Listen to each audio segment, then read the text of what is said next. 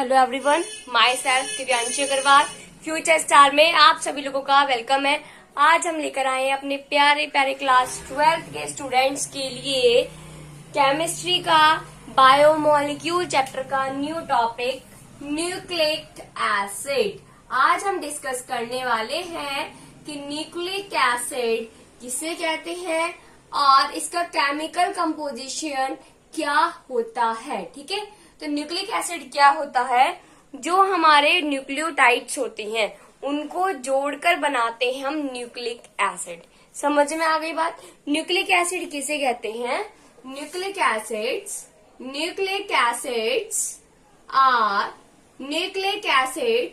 Are long chain polymers of nucleotides. जो बहुत सारे न्यूक्लियोटाइड्स हैं ये जुड़कर बना देते हैं न्यूक्लिक एसिड। अब ये जो न्यूक्लिक एसिड है ये जरूरी क्यों है हमारी बॉडी के लिए? तो ये क्या काम करता है? ये हमारी ह्यूमन की बॉडी में एक मेन रोल प्ले करता है। हेरिडिटी कैरेक्टर्स को ट्रांसफर करने का काम करता है। हेरिडिटी कैरेक्टर्स किसे कहते हैं? जो कैरेक्टर्स पेरेंट्स से ऑफस्प्रिंग में ट्रांसफर होते हैं वो होते हैं हेरिडिटी कैरेक्टर्स, और उन कैरेक्टर्स को ट्रांसफर करने का काम करता है न्यूक्लिक एसिड। समझ में आ गई बात? और क्या करता है? जो हमारा प्रोटीन होता है उसको हमारी बॉडी में सिंथेसाइज्ड करने का काम करता है ये न्यूक्लिक एसिड। Got it? समझ में आ गई बात? तो हम जानते हैं function of nucleic acid. Importance of nucleic acid, सबसे पहले इम्पोर्टेंस को स्टडी कर रहे हैं हम, तो इम्पोर्टेंस देख लेते हैं। इम्पोर्टेंस क्या है न्यूक्लिक एसिड की? इम्पोर्टेंस ऑफ न्यूक्लिक एसिड्स क्या करता है? ये ट्रांसमिशन करता है हेरिडिटी कैरेक्टर्स को। ट्रांसमिशन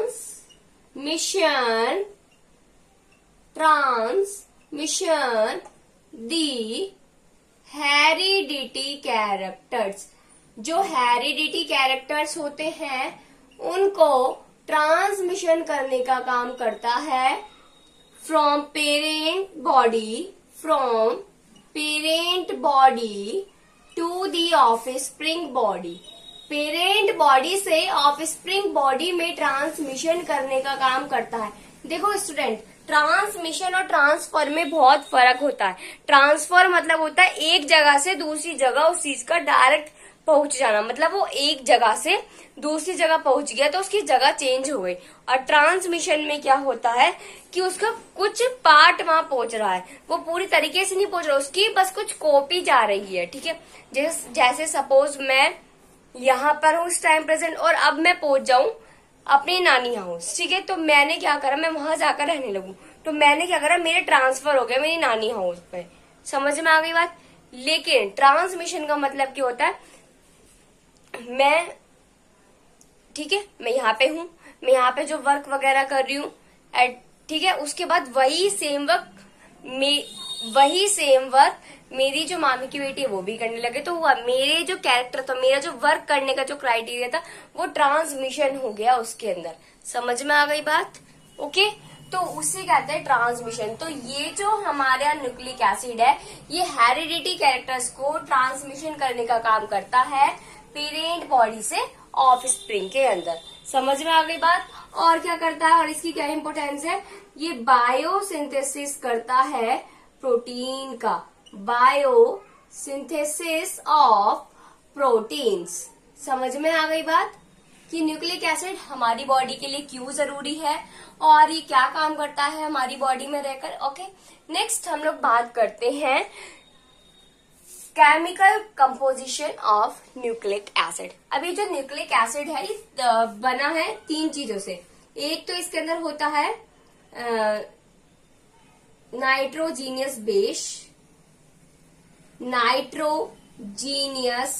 बेस, एक इसके अंदर होता है शुगर और एक इसके अंदर होता है फॉस्फेट ग्रुप। ठीक है, एक इसके अंदर होता है फॉस्फेट ग्रुप। इन तीनों चीजों को मिलाकर एक न्यूक्लियोटाइड रेडी होता है और ऐसे बहुत सारे न्यूक्लियोटाइड्स को जोड़कर एक न्यूक्लिक एसिड बनता है। समझ में आ गई बात? पहले आप इसकी डेफिनेशन और इम्पोर्टेंस लिखिए, फिर हम इस कॉन्सेप्ट को बहुत अच्छे से क्लियर करेंगे अपने माइंड में। हो गया? यस। अब हम बात करते हैं chemical composition of nucleic acid की, या कंस्टिट्यूएंट्स ऑफ न्यूक्लिक एसिड। किसी भी नाम से आपके एग्जाम में क्वेश्चन आ जाए तो आपको सिर्फ और सिर्फ एक यही बात बतानी जो आज हम यहाँ पढ़ने वाले हैं। अगर एग्जाम में क्वेश्चन आ जाए chemical composition of nucleic acid या कंस्टिट्यूएंट्स ऑफ न्यूक्लिक एसिड, ठीक है, दोनों का मतलब एक यही है कि न्यूक्लिक एसिड में क्या क्या प्रेजेंट होता है। ठीक है, यह न्यूक्लिक एसिड किन किन चीजों से मिलकर बनता है। तो पहली बात तो न्यूक्लियोटाइड्स को जोड़कर बनता है न्यूक्लिक एसिड। अब बात आती है कि न्यूक्लियोटाइड क्या होते हैं, है ना। तो न्यूक्लियोटाइड क्या होता है, न्यूक्लियोटाइड के बारे में पहले हम स्टडी कर लेते हैं भाई।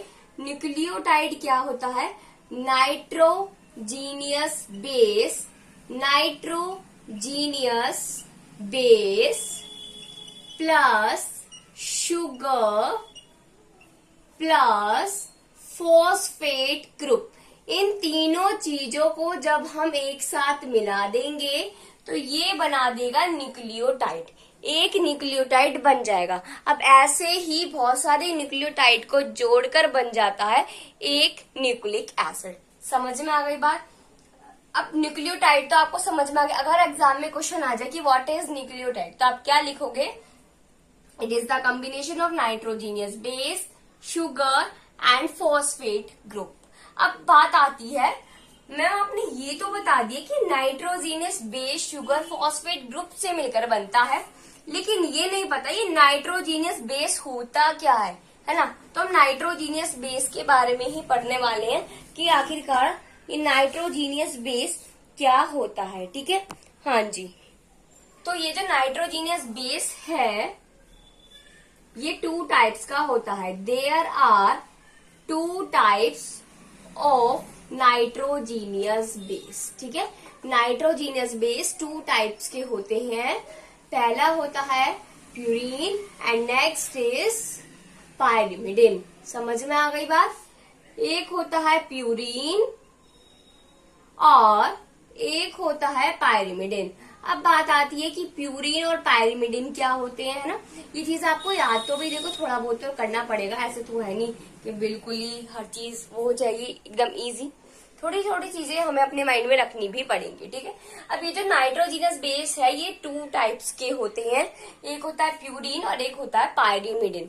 अब बात आती है प्यूरीन और पायरिमिडिन क्या होते हैं। ठीक है, तो प्यूरीन क्या होता है, these are nitrogenous base having fused chains, they are both DNA and RNA. क्या होता है, प्यूरीन जो है ये ऐसी फ्यूज्ड चेन होती है जो डीएनए और आरएनए में दोनों में प्रेजेंट होते हैं। डीएनए आरएनए क्या है, न्यूक्लिक एसिड के टाइप्स होते हैं। ठीक है, न्यूक्लिक एसिड के भी टाइप्स होते हैं, डीएनए आरएनए होते हैं। तो सबसे पहले बात करते हैं कि प्यूरीन क्या होता है। प्यूरीन के अंदर हमारे 2 टाइप्स आते हैं, एक होता है एडिनिन, एक होता है ग्वानिन। अब ये जो प्यूरीन है इसके अंदर एक होता है एडिनिन और एक होता है ग्वानिन। ठीक है, प्यूरीन जो है ये 2 प्यूरीन्स होते हैं, एक होता है एडिनिन और एक होता है ग्वानिन। अब ये एडिनिन और ग्वानिन दोनों ही डीएनए और आरएनए, जब हम स्ट्रक्चर पढ़ेंगे ना, स्ट्रक्चर ऑफ डीएनए और स्ट्रक्चर ऑफ आरएनए, तो जो हमारे डीएनए होते हैं और जो आरएनए होता है दोनों के अंदर मौजूद होता है एडिनाइन और ग्वानिन। समझ में आ गई बात? It's present in DNA and RNA both। ये जो हमारे एडिनाइन और ग्वानिन होते हैं ये और ये दोनों ही डीएनए और आरएनए दोनों में मौजूद होते हैं। समझ में आ गई बात? अब बात कर लेते हैं पायरिमिडिन की। पायरिमिडिन में 3 टाइप्स होते हैं, एक होता है हमारा थाइमीन, एक होता है हमारा थाइमीन, एक होता है हमारा साइटोसाइन और एक होता है हमारा यूरेसिल। समझ में आ गई बात? एक होता है हमारा थाइमीन, एक होता है साइटोसाइन और एक होता है यूरेसिल। ठीक है, अब बात करते हैं जो हमारा थाइमीन होता है, ठीक है, ये जो हमारा थाइमीन है ये प्रेजेंट होता है डीएनए के अंदर, ठीक है। जब हम स्ट्रक्चर ऑफ डीएनए पढ़ेंगे ना तो वहां पर ये थाइमीन आएगा, समझ में आ गई बात। तो ये जो थाइमीन है ये डीएनए में प्रेजेंट होता है, ठीक है। और जो साइटोसाइन है ये डीएनए और आरएनए दोनों में ही प्रेजेंट होता है, present DNA and RNA both, समझ में आ गई बात। और ये जो हमारा यूरेसिल है ये प्रेजेंट होता है आरएनए में, ठीक है। ये जो हमारा यूरेसिल है ये आरएनए में प्रेजेंट होता है। दोबारा सुन लीजिए, जो हमारे नाइट्रोजीनियस बेस है वो बेसिकली 2 टाइप्स के होते हैं, प्यूरीन एंड पायरिमिडिन। प्यूरीन के अंदर आता है एडिनिन एंड ग्वानाइन। एडिनिन और ग्वानाइन जो है दोनों ही स्ट्रक्चर ऑफ डीएनए और स्ट्रक्चर ऑफ आरएनए में प्रेजेंट होते हैं। नेक्स्ट पायरिमिडिन की बात करें तो पायरिमिडिन के अंदर 3 टाइप्स होते हैं, thymine, cytosine, uracil. Thymine DNA की स्ट्रक्चर में प्रेजेंट होता है, साइटोसिन डीएनए एंड आरएनए दोनों की स्ट्रक्चर में प्रेजेंट होता है, और यूरेसिल आरएनए में प्रेजेंट होता है। ये जो कॉन्सेप्ट है, जब हम structure of DNA and RNA देखेंगे तो आपको वहां पर जाके और भी अच्छे से क्लियर हो जाएगा। Got it. नेक्स्ट बात करते हैं adenine, guanine, thymine, cytosine, uracil, इन 5 की स्ट्रक्चर के बारे में। ओके, हाँ जी, आप लोगों का ये हो गया होगा कि मुझे रफ करना है, हो गया, हाँ जी। अब हम बात कर रहे हैं सबसे पहले इनकी स्ट्रक्चर्स के बारे में। स्ट्रक्चर ऑफ एडिनाइन के बारे में देख लेते हैं पहले। स्ट्रक्चर ऑफ एडिनाइन क्या होता है, कैसी होती है, कैसी दिखती है भाई। तो कैसी दिखती है स्ट्रक्चर ऑफ एडिनाइन, कुछ इस तरीके से हमारी। अब बात आ रही होगी, आप लोग सोच रहे होंगे नाइट्रोजीनियस बेस होता क्या है। अभी मैम ने ये बताया कि नाइट्रोजीनियस बेस के 2 टाइप्स होते हैं, लेकिन ये होता क्या है। तो होता क्या है, जो हमारी नाइट्रोजीनियस बेस का मतलब होता क्या है, एक फ्यूज रिंग लाइक स्ट्रक्चर होती है जिसमें नाइट्रोजन्स प्रेजेंट होते हैं। और अभी मैं आपको वो चीज बना के दिखाऊंगी तो आपको ये चीज क्लियर हो जाएगी। ओके, हाँ जी, यहाँ हमारा नाइट्रोजन प्रेजेंट है, फ्यूज रिंग है, ये हमारा NH2 ग्रुप प्रेजेंट है, यहाँ प्रेजेंट है, यहाँ हमारा N प्रेजेंट है, और यहाँ हमारा डबल बॉन्ड प्रेजेंट है। देन एक रिंग और इससे अटैच्ड है। ओके, यहाँ पर हमारा डबल बॉन्ड और यहाँ हमारा NH प्रेजेंट है। समझ में आ गई बात। अब ये जो स्ट्रक्चर बनाई है ये है एडिनाइन की स्ट्रक्चर। सबसे पहले हम प्यूरीन के बारे में देखा था हमने, तो सबसे पहले इसलिए हम एडिनाइन की स्ट्रक्चर ले रहे हैं। अब आप इस स्ट्रक्चर में देख सकते हैं कि ये फ्यूज रिंग है और इसमें क्या प्रेजेंट है, नाइट्रोजन ग्रुप प्रेजेंट है। तो जो हमारी फ्यूज्ड रिंग लाइक स्ट्रक्चर होती है जिसमें नाइट्रोजन ग्रुप प्रेजेंट होता है उसे ही हम नाइट्रोजीनियस बेस कहते हैं। समझ में आ गई बात। नाइट्रोजीनियस बेस किसे कहते हैं, जो हमारी फ्यूज्ड रिंग लाइक स्ट्रक्चर होती है और जिसमें नाइट्रोजन ग्रुप प्रेजेंट होता है जिस स्ट्रक्चर में, उसे हम नाइट्रोजीनियस बेस कहते हैं। ये 2 टाइप्स के होते हैं, purine and pyrimidine. Purine 2 types के होते हैं, एडिनिन एंड ग्वानाइन। एडिनाइन की स्ट्रक्चर ये हमने ड्रॉ करिए, देख सकते हैं आप लोग।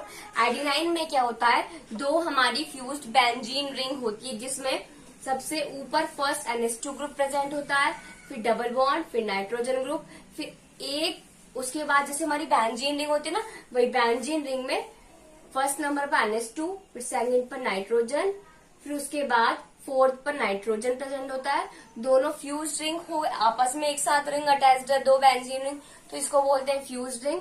ऐसे ही इसमें भी NH2 ग्रुप प्रेजेंट है हमारे, और एक साइड हमारा नाइट्रोजन ग्रुप प्रेजेंट है। ये होती है स्ट्रक्चर ऑफ एडिनाइन।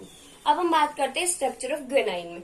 देखो स्ट्रक्चर ऑफ ग्वानाइन और एडिनाइन में क्या डिफरेंस है, छोटा सा डिफरेंस है, ज्यादा कोई बड़ा डिफरेंस नहीं है, लेकिन यही डिफरेंस बहुत रोल प्ले करता है भाई हमारी स्ट्रक्चर्स के अंदर। ठीक है, स्ट्रक्चर इस तरीके की है, देख सकते हैं, देख भी रहे हैं आप, मैं आपके सामने ड्रॉ कर रही हूँ। अब इसको देखो किस तरीके से मैं इसमें अरेंज करूंगी। यहाँ होता है डबल बॉन्ड O, ओके, यहाँ हमारा नाइट्रोजन आएगा, देन उसके बाद हमारा इस साइड होता है NH2 ग्रुप, फिर हमारा आएगा डबल बॉन्ड, फिर हमारा यहाँ आएगा नाइट्रोजन, फिर उसके बाद यहाँ हमारा डबल बॉन्ड आएगा, उसके बाद हमारा इस साइड नाइट्रोजन आ जाएगा, ठीक है। फिर से हमारा डबल बॉन्ड आएगा यहाँ, और यहाँ हमारा NH ग्रुप आ जाएगा। और ये हमारी स्ट्रक्चर है गुआनाइन की। किसकी स्ट्रक्चर है? गुआनाइन की। अब देखिए एडिनाइन और गुआनाइन में क्या डिफरेंस है। एडिनाइन और गुआनाइन में क्या है, यहाँ पे जैसे NH2 ग्रुप प्रेजेंट है, तो लेकिन गुआनाइन के स्ट्रक्चर में ऊपर की side double bond O present होता है। यह NH2 ग्रुप यहाँ पे आ गया। अब यही NH2 ग्रुप गुआनाइन में प्रेजेंट है, लेकिन कौन से नंबर ऑफ कार्बन पे? कार्बन नंबर ऑफ 3 पर। जो बेंजीन रिंग का कार्बन नंबर 3 है वहां पर प्रेजेंट है NH2 ग्रुप। सिर्फ ये छोटा सा डिफरेंस है कि गुआनाइन में एक डबल बॉन्ड O आ जाता है, जिसकी वजह से NH2 ग्रुप जो है वो 3rd नंबर ऑफ कार्बन पर पहुंच जाता है, और उस स्ट्रक्चर को हम कहते हैं गुआनाइन। समझ में आ गई बात? ओके, नेक्स्ट बात करेंगे हम पायरिमिडीन की स्ट्रक्चर्स के बारे में। पहले आप लोग इसको नोट कर लीजिए। ये दोनों ही क्या है हमारे, ये दोनों ही हमारे क्या है? प्यूराइंस हैं। समझ में आ गई बात? ये दोनों हमारे प्यूराइन है। लिख लीजिए अच्छे से, इनकी स्ट्रक्चर ड्रॉ कर लीजिए। स्ट्रक्चर जब आएंगी जब आप इनकी प्रैक्टिस करेंगे। हो गया? ओके, नेक्स्ट बात करते हैं हम पायरिमिडीन के स्ट्रक्चर्स के बारे में। पायरिमिडीन में सबसे पहले हमने पढ़ा था थाइमीन। अभी जो थाइमीन है ये प्रेजेंट होता है DNA के अंदर। थाइमीन के स्ट्रक्चर में क्या होता है? वही बेंजीन रिंग बना लेंगे। सबसे पहले बेंजीन रिंग ड्रॉ हो गई। अब बेंजीन रिंग यहाँ आ जाएगा डबल बॉन्ड O, ठीक है। यहाँ आ जाएगा हमारा नाइट्रोजन, मतलब NH आ जाएगा। यहाँ आएगा डबल बॉन्ड O, उसके बाद हमारा यहाँ आएगा नाइट्रोजन NH, फिर हमारा इस जगह आ जाएगा मिथाइल ग्रुप CH3, ठीक है। और इसे बोलते हैं हम थाइमीन, जो कि प्रेजेंट होता है DNA के अंदर। समझ में आ गई बात? थाइमीन में आप देख सकते हैं एक बेंजीन रिंग है जिसमें नाइट्रोजन ग्रुप प्रेजेंट है, दो double bond O group present है, और एक मिथाइल ग्रुप प्रेजेंट है। उसे कहते हैं हम थाइमीन। नेक्स्ट हम बात करते हैं यूरेसिल के स्ट्रक्चर के बारे में। यूरेसिल RNA में प्रेजेंट होता है। इसमें भी इस तरीके की हम एक बेंजीन रिंग ड्रॉ कर लेंगे। ड्रॉ कर ली बेंजीन रिंग। बेंजीन थोड़ी सी बड़ी बनाते हैं ना, थोड़ी छोटी हो गई, आपको कॉन्सेप्ट समझ नहीं पाएंगे फिर। हाँ जी, ये बन गई हमारी बड़ी सी बेंजीन रिंग। बेंजीन रिंग में आप देख सकते हैं इसमें यहाँ डबल बॉन्ड O प्रेजेंट है, यहाँ हमारा NH प्रेजेंट है, उसके बाद इस यहाँ पर डबल बॉन्ड O प्रेजेंट है, यहाँ पर NH प्रेजेंट है, और यहाँ हमारा इस तरीके से डबल बॉन्ड प्रेजेंट हो जाएगा। और इस स्ट्रक्चर को कहते हैं हम यूरेसिल। और यूरेसिल प्रेजेंट होता है हमारा RNA के अंदर। यूरेसिल प्रेजेंट होता है हमारे स्ट्रक्चर ऑफ RNA में। आप देख सकते हैं इसमें थाइमीन और यूरेसिल में क्या डिफरेंस है। Double bond same, NH same, double bond O same, NH और NH सेम। थाइमीन के अंदर मिथाइल ग्रुप प्रेजेंट होता है, लेकिन यूरेसिल में मिथाइल ग्रुप प्रेजेंट नहीं होता है, जिसकी वजह से यहाँ डबल बॉन्ड आ जाएगा। समझ में आ गई बात? Structure of uracil. नेक्स्ट हम पढ़ते हैं साइटोसाइन की स्ट्रक्चर में। इसमें भी मैं वही फिर से एक बेंजीन रिंग ड्रॉ कर लेती हूँ। अब किस तरीके से इसमें अरेंज होंगे, यहाँ हमारा NH2 ग्रुप प्रेजेंट है, यहाँ हमारा डबल बॉन्ड प्रेजेंट है, फिर इस जगह हमारा नाइट्रोजन प्रेजेंट है, ओके, फिर से डबल बॉन्ड O प्रेजेंट है, फिर NH प्रेजेंट है, उसके बाद यहाँ डबल बॉन्ड प्रेजेंट है, और इसको हम कहते हैं साइटोसाइन। क्या बोलते हैं? साइटोसाइन। अभी जो साइटोसाइन है ये DNA एंड RNA दोनों की स्ट्रक्चर में प्रेजेंट होता है। आप देख सकते हैं DNA RNA दोनों में जो भी ग्रुप प्रेजेंट है उसमें NH2 ऊपर है उसमें NH2 ग्रुप प्रेजेंट जरूर है एक तरीके से। NH2 ग्रुप प्रेजेंट है, फिर नाइट्रोजन ग्रुप प्रेजेंट है, फिर एक डबल बॉन्ड है और फिर NH है। और ये से हम कहते हैं स्ट्रक्चर ऑफ साइटोसाइट, जो DNA एंड RNA में प्रेजेंट होती है। और ये तीनों ही किसके टाइप्स होते हैं? पायरीमिडिन के टाइप्स। किसके टाइप होते हैं? पायरीमिडिन के टाइप। समझ में आ गया आपको कि आखिरकार नाइट्रोजीनियस बेस क्या होते हैं। नेक्स्ट बात करेंगे हम शुगर की, ठीक है, क्योंकि हमारा न्यूक्लिक एसिड में शुगर भी प्रेजेंट होता है ना, तो अब हम शुगर की बात करते हैं। पहले आप लोग इनकी स्ट्रक्चर ड्रॉ कर लीजिए। हो गया? हाँ जी।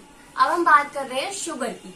शुगर जो है उसमें होता क्या है भाई, जो हमारे न्यूक्लिक एसिड है इसमें पेंटोज शुगर प्रेजेंट होती है। कौन सी शुगर प्रेजेंट होती है? पेंटोज शुगर प्रेजेंट होती है। Nucleic acid contain pentose sugar. जो न्यूक्लिक एसिड होता है ये कंटेन करता है क्लास पेंटोज शुगर को। अब जो पेंटोज शुगर है ये होती क्या है, पहले ये देख लेते हैं। पेंटोज शुगर क्या होती है? जो हमने स्ट्रक्चर पढ़ी थी ना, फ्यूरानोज की स्ट्रक्चर है ना, तो बस वही फ्यूरानोज की स्ट्रक्चर को ही पेंटोज शुगर कहा जाता है। कहेंगे क्या? पेंटोज मतलब क्या हो गया? 5, ठीक है। पेंट मतलब हो गया 5, ओज मतलब हो गया शुगर, ठीक है। तो जो हमारी 5 कार्बन्स की जो रिंग लाइक स्ट्रक्चर होती है उसे ही हम कहते हैं पेंटोज शुगर। अभी जो पेंटोज शुगर है ये हमारे 2 टाइप्स का होता है। एक होता है राइबोज शुगर और एक होता है डीऑक्सी राइबोज शुगर। समझ में आ गई बात? लिख देते हैं। हाँ जी। होता क्या है पेंटोज शुगर? पहले ये देखते हैं पेंटोज शुगर क्या होता है। They have cyclic structure having 5 membered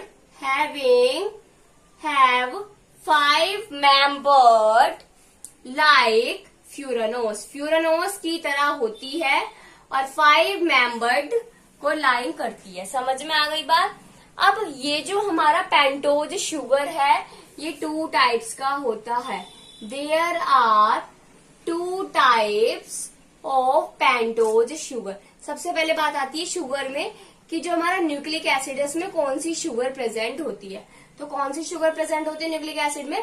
pentose sugar. अभी पेंटोज शुगर ही 2 टाइप की होती है। पहली होती है राइबोस और दूसरी होती है डीऑक्सी राइबोस। समझ में आ गई बात? राइबोस और डीऑक्सी राइबोस। अगर आप इस कॉन्सेप्ट को ध्यान से समझेंगे ना तो आप इससे स्ट्रक्चर ऑफ डीएनए और आरएनए में बहुत अच्छे से बना पाएंगे, ठीक है। Deoxy ribose sugar. अब बात करें ये जो राइबोज शुगर है ये किसमें प्रेजेंट होती है। तो हमारे जो न्यूक्लिक एसिड है इसके 2 टाइप्स होते हैं, मैंने आपको अभी बताया था। एक होता है डीएनए, एक होता है आरएनए। अब जो राइबोज शुगर है ये आरएनए में प्रेजेंट होती है और जो डीऑक्सी राइबोज शुगर है ये डीएनए में प्रेजेंट होती है। It's present in RNA. RNA में कौन सी शुगर प्रेजेंट है? Pentose sugar. और डीएनए में कौन सी शुगर प्रेजेंट है? Deoxy ribose sugar. समझ में आ गई बात? डीएनए में डीऑक्सी राइबोज शुगर प्रेजेंट होती है, आरएनए में राइबोज शुगर प्रेजेंट होती है। अब हम बात कर लेते हैं इनके स्ट्रक्चर के बारे में। तो राइबोज कैसी दिखती है? सबसे पहले मैं एक 5 member ring like structure draw कर देती हूँ। यस, ये हो गई ड्रॉ। थोड़ी सी बड़ी वो बना देती हूँ, चलो रफ कर दिया। हाँ जी, ये हो गई हमारी 5 मेंबर्ड रिंग लाइक स्ट्रक्चर। यहाँ आपको पता ही है ऑक्सीजन प्रेजेंट है, यह हमारा OH और H बॉन्ड प्रेजेंट है, यह हमारा HOH प्रेजेंट है और यह हमारा HOH प्रेजेंट है और यह हमारा हाइड्रोजन CH2OH प्रेजेंट है। समझ में आ गई बात? बिल्कुल जैसे फ्यूरानोज की स्ट्रक्चर होती है, सेम वैसी स्ट्रक्चर होती है हमारे राइबोज डीऑक्सी राइबोज शुगर की। इसमें क्या डिफरेंस है और इसमें क्या डिफरेंस है, पहले हम स्ट्रक्चर ड्रॉ कर लेते हैं और फिर आपको बताएंगे कि इनमें दोनों में क्या डिफरेंस है। आप लोग खुद भी विजुलाइज कर पाएंगे। यहाँ ऑक्सीजन प्रेजेंट है, यहाँ हमारा OH और H बॉन्ड प्रेजेंट है, यहाँ हमारा H और H बॉन्ड प्रेजेंट है, यहाँ हमारा OH और H बॉन्ड प्रेजेंट है, और यहाँ हमारा CH2OH और H बॉन्ड प्रेजेंट है। देखिए दोनों स्ट्रक्चर में सिर्फ क्या डिफरेंस है, जो हमारा ये वाला जो कार्बन ग्रुप है, यहाँ पर राइबोज में तो हाइड्रोजन और हाइड्रोक्सिल दोनों ग्रुप प्रेजेंट है, लेकिन डीऑक्सी राइबोज में आप देख सकते हैं जो हमारा ये वाला जो थर्ड नंबर ऑफ कार्बन, अगर हम देखें सेकेंड नंबर ऑफ कार्बन जो है, इसमें दोनों ही साइड हाइड्रोजन और हाइड्रोजन ग्रुप प्रेजेंट है। समझ में आ गई बात। ये डिफरेंस होता है राइबोज और डीऑक्सी राइबोज शुगर के स्ट्रक्चर का। Got it. ये होता है हमारा पेंटोज शुगर। अब बात करते हैं, इसमें एक फॉस्फेट ग्रुप भी प्रेजेंट होता है। तो फॉस्फेट ग्रुप का मतलब होता है फॉस्फोरिक एसिड का प्रेजेंट होना। समझ में आ गई बात। अब जो स्ट्रक्चर्स मैंने अभी आपको पढ़ाई, उन सारे स्ट्रक्चर्स को मिला दो और वो बना देंगी न्यूक्लिक एसिड। तो सबसे पहले एक बार फॉस्फोरिक एसिड की स्ट्रक्चर ऑफ देख लेते हैं। फॉस्फेट ग्रुप, ये जो फॉस्फेट ग्रुप है इसका मतलब क्या है, nucleic acid contain number of fifth carbon, जो फिफ्थ नंबर का कार्बन होता है, contain fifth number of carbon phosphoric acid, वहां फॉस्फोरिक एसिड प्रेजेंट होता है जिसे हम फॉस्फेट ग्रुप कहते हैं। अब फॉस्फोरिक एसिड कैसा दिखता है, P double bond OH,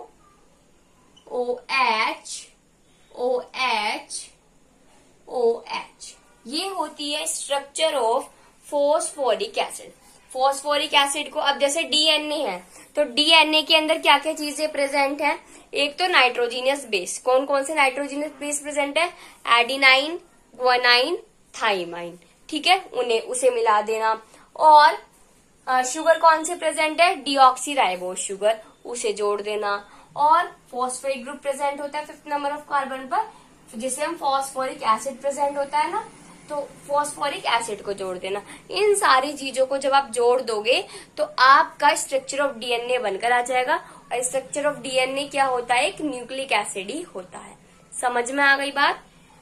I hope आप लोगों को बहुत अच्छे से समझ में आ गई होगी। अब ये जो न्यूक्लिक एसिड के टाइप्स मैंने आपको बार बार बोले जा रही हूँ ना कि डीएनए, आरएनए, इनकी स्ट्रक्चर कैसी दिखती है, ये आखिरकार होते क्या हैं, इसको हम पढ़ेंगे नेक्स्ट वीडियो।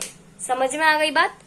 और क्या काम करता है न्यूक्लिक एसिड, इंपोर्टेंस तो हमने पढ़ ली, वही चीज आप इसके फंक्शन में देख सकते हैं। फिर भी थोड़ा और अच्छे से हम इसको स्टडी करेंगे नेक्स्ट लेक्चर में। अभी तक के लिए हम यही अपनी वीडियो को डी एंड करते हैं। अगर आपको कोई भी प्रॉब्लम हो, कोई भी क्वेरी हो, तो आप लोग कमेंट सेक्शन में कमेंट कर सकते हैं। Thank you and have a nice day students.